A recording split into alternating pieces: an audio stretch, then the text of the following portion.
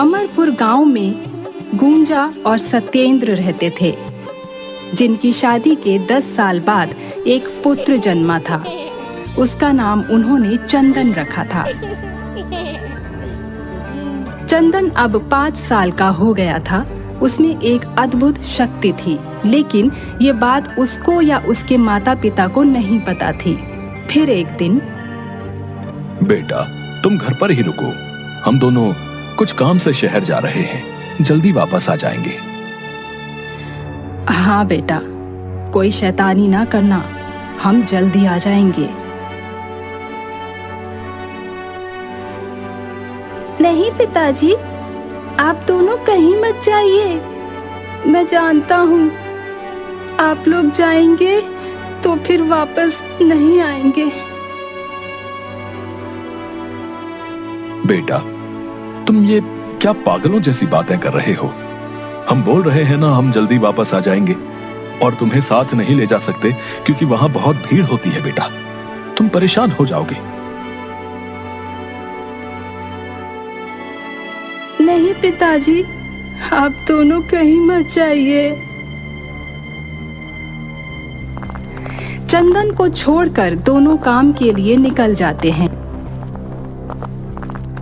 रास्ते में उन दोनों का एक्सीडेंट हो जाता है और उनकी मृत्यु हो जाती है। फिर गांव वाले उनकी लाश को उनके घर ले आते हैं और अंतिम संस्कार करते हैं।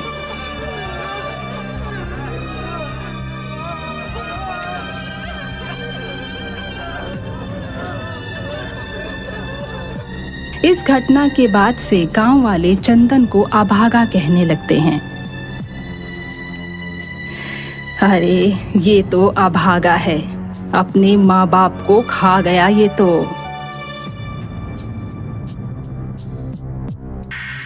कुछ सालों बाद चंदन अब शहर जाकर मजदूरी करके अपना पेट पालने लगता है।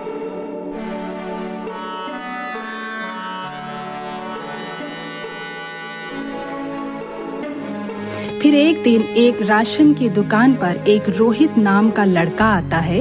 वो बहुत भूखा था, इसलिए वो वहाँ से एक बिस्किट का पैकेट चुरा लेता है और उसे ये करते हुए उस दुकान का मालिक देख लेता है। ए लड़के, तूने क्या चुराया? दिखा अपना हाथ। यहाँ चोरी करने आया है? दिखा दिखा मुझे, दिखा। नहीं साहब, मैंने कुछ नहीं चुराया। मैंने तुझे देखा है चोरी करते हुए, अब झूठ बोलता है। वहीं खड़ा चंदन ये सब देख रहा था और उसे पहले से पता था कि क्या होने वाला है, क्योंकि चंदन को होने वाली कोई भी घटना पहले ही पता चल जाती थी। इधर रोहित ने जो बिस्किट चुराया था उसे रोहित ने गायब कर दिया था, इसलिए दुकानदार उसे पकड़ नहीं पाता। हो गई आपकी तसल्ली? मैंने कहा था ना, मैंने कुछ नहीं चुराया।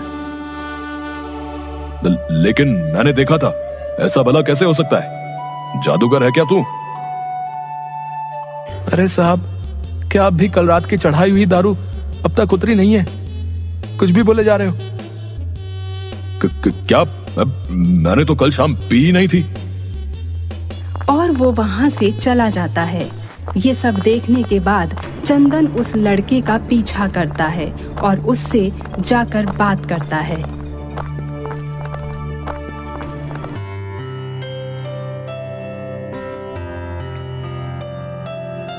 सुनो भाई, तुम भी कुछ मेरी तरह ही लग रहे हो। तुम बिस्कुट चोरी करोगे ये मैं पहले से ही जानता था, लेकिन मैंने कुछ कहा नहीं। अरे भाई, तुम्हें भी कुछ अलग है क्या? मुझे तो मेरे माँ बाप ने घर से निकाल दिया, इसलिए मैं भटक रहा हूँ। तुम क्यों भटक रहे हो? चलो रास्ते में बताता हूँ। लेकिन तुम्हारे माँ बाप ने तुम्हें घर से क्यों निकाला? तुमने ऐसा क्या किया? तुम में तो विचित्र गुण है। भाई, मेरे माता पिता और गांव वाले जो चीज मुझे नहीं देते थे वो चीज मैं गायब कर देता था, जिससे परेशान होकर उन्होंने मुझे घर से निकाल दिया। वो दोनों ऐसे ही आपस में बातें करते करते चले जा रहे थे, तभी उन्हें एक जगह झगड़ा होता दिखा। वो लोग झगड़ा देखने लगे, तभी वहां एक आशीष नाम का लड़का आया। भाई लोग, तुम दोनों क्यों झगड़ रहे हो? ए तुम बीच में मत बोलो। आशीष वहीं खड़ा रहा और वो लोग झगड़ा करते रहे। दोनों में झगड़ा बढ़ते बढ़ते मार काट करने की नौबत आ गई। तब आशीष ने उन दोनों के हाथ पकड़कर उनको सब कुछ भुला दिया कि वो दोनों झगड़ा क्यों कर रहे थे। अरे भाई, हम यहाँ क्यों खड़े हैं और यहाँ भीड़ क्यों लगी है? अरे यार, मुझे ऑफिस जाने के लिए लेट हो रहा है और मैं यहाँ खड़े खड़े बातें कर रहा हूँ। ये क्या हो रहा है? सभी लोग फिर अपने अपने काम पर लौट जाते हैं, लेकिन रोहित और चंदन समझ जाते हैं कि आशीष में भी कुछ अलग से ही गुण हैं। फिर वो दोनों आशीष से बात करने लगते हैं। भाई, तुम में ये गुण तो बड़ा ही लाजवाब है। वैसे तुम करते क्या हो? मैं एक मंदिर में पुजारी हूँ। मेरा इस दुनिया में कोई नहीं है। मुझे कोई मंदिर में छोड़ गया था, तब से मैं मंदिर में ही रहता हूँ। वाह भाई, ये तो बड़े ही उत्साह की बात है जो हम तीनों अलग अलग गुण वाले एक साथ मिल गए। ये बड़ा ही फायदेमंद होगा। ये फायदेमंद कैसे होगा? चलो मैं बताता हूँ। तीनों आपस में बातें करते करते शहर के मेन मार्केट में बैंक के पास पहुंचते हैं। चंदन को वहां कुछ अनुभव होने लगता है और वो कहता है, भाई बैंक के अंदर चलो, मुझे कुछ बताना है बैंक वालों को। तुम क्या बोल रहे हो? हम अंदर जाकर क्या करेंगे? चलो हम कहीं और चलते हैं। हाँ भाई, क्या तुम्हें पैसे निकालने हैं जो बैंक में जा रहे हो? अरे चलो तो अंदर, मैं बताता हूँ। तीनों एक साथ अंदर जाते हैं और चंदन बैंक के मैनेजर के पास जाकर बोलता है, मैनेजर साहब, आज रात इस बैंक में डाका पड़ेगा, तो आप पहले से ही सावधान हो जाइए। क्या पागलों जैसी बातें कर रहे हो? हैं? तुमने मुझे पागल समझ रखा है क्या कि तुम कुछ भी कहोगे और मैं मान जाऊंगा? मुझे तो तुम ही लोग डकैत लग रहे हो। चलो निकलो यहाँ से। साहब, मैं सही कह रहा हूँ, मेरी बात मान जाओ, नहीं तो आपको बहुत नुकसान सहना पड़ेगा। चंदन के इतना कहने पर भी मैनेजर उनकी एक बात नहीं मानता और उन तीनों को बैंक से बाहर निकाल देता है। भाई, मैंने तुम्हें मना किया था ना कि इन्हें कुछ मत समझाओ। ये लोग हमें पागल और बिगड़ैल समझते हैं, हमारे गुण को नहीं समझते। तुमने सही कहा। ये हमारी बात मानेंगे तो सही, लेकिन अभी नहीं, डाका पड़ने के बाद। पर हम ऐसा नहीं होने दे सकते। हमें अपने देश को घाटा होने से बचाना होगा, क्योंकि इन्हीं बैंकों में कई गरीब परिवारों की जिंदगी भर की जमा पूंजी है। ठीक है भाई। रात के 12 बज जाते हैं। सभी दुकानें, बैंक और बाकी सब कुछ बंद हो जाता है और रास्ते सुनसान हो जाते हैं। तभी एक गाड़ी में डकैत आते हैं। वो बैंक के सिक्योरिटी गार्ड को मार पीट कर उससे बंदूक ले लेते हैं और दरवाजा तोड़कर अंदर घुस जाते हैं। उनके अंदर जाने के बाद सिक्योरिटी गार्ड पुलिस को फोन कर देता है और पुलिस वहां आ जाती है, पर पुलिस उन डकैतों का कुछ नहीं कर पाती। ये खबर बैंक के अधिकारियों तक पहुंचती है तो वो भी वहां इकट्ठा होते हैं और तभी ये तीनों भी वहां पहुंचते हैं। देखा साहब, मैंने सही कहा था, लेकिन आपने मेरी बात पर विश्वास नहीं किया। अरे भाई, मुझे माफ कर दो और अब कुछ करके बैंक लूटने से बचा लो।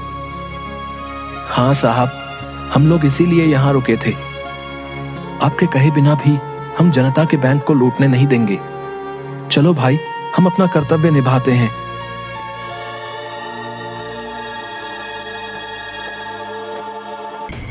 जैसे ही तीनों अंदर जाते हैं तो डकैत तीनों पर हमला कर देते हैं।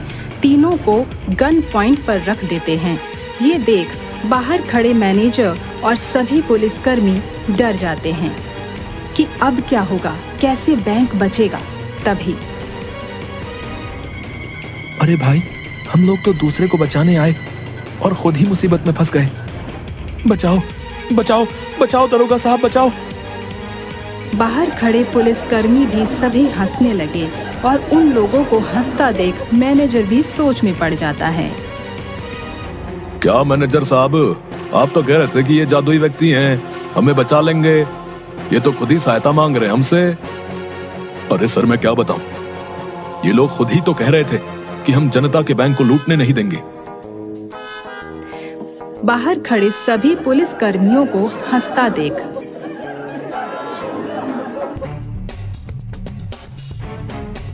अरे आशीष, तू अपना जादू दिखा, नहीं तो हम बच नहीं पाएंगे।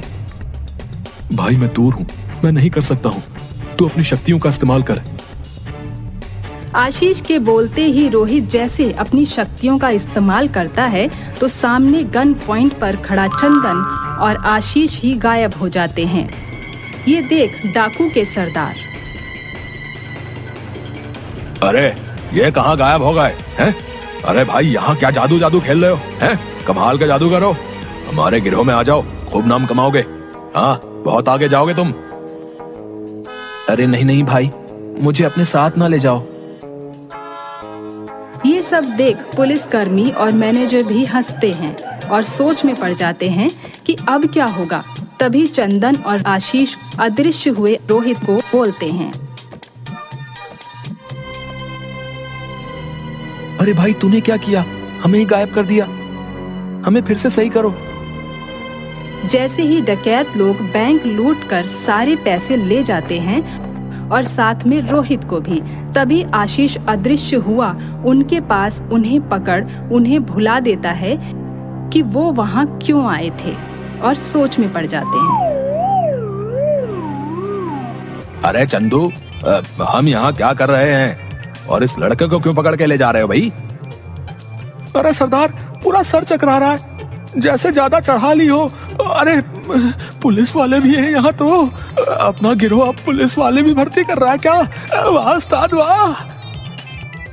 ये देख सभी हैरान रहते हैं।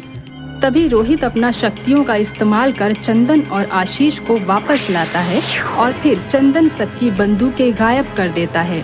फिर सभी पुलिसकर्मी डकैतों को पकड़ लेते हैं। साहब, आप लोग हमें क्यों पकड़ रहे हैं? हमने क्या किया है और हम लोग यहाँ क्यों आए थे? चलो चलो, तुम्हें थाने में सारी बात बताते हैं। चलो भाई। आप तीनों का बहुत बहुत धन्यवाद कि आप लोगों ने इस बैंक को लुटने से बचाया। हम आप लोगों को वीरता अवार्ड जरूर दिलाएंगे और सरकारी नौकरी भी। इंस्पेक्टर ऐसा कहकर डकैतों को पकड़ ले जाता है और सरकार से सिफारिश कर उन तीनों को वीरता अवार्ड दिलवाता है। फिर ऐसे ही वो तीनों हमेशा सरकार और देश की सेवा करने लगते हैं और खुशी खुशी रहने लगते हैं।